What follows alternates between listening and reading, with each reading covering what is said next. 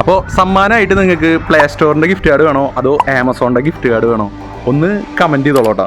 Hello guys, ഇന്നത്തെ നമ്മുടെ plan നമ്മുടെ സോൾട്ട് മാംഗോ ആപ്പിൽ ഒരു IPL പ്രഡിക്ഷൻ കോൺടെസ്റ്റ് എങ്ങനെ ഹോസ്റ്റ് ചെയ്യാമെന്നുള്ളതാണ്. അപ്പോൾ ഇന്നത്തെ നമ്മുടെ പണിപ്പുര നവീൻ്റെ വീടാണ് കേട്ടോ.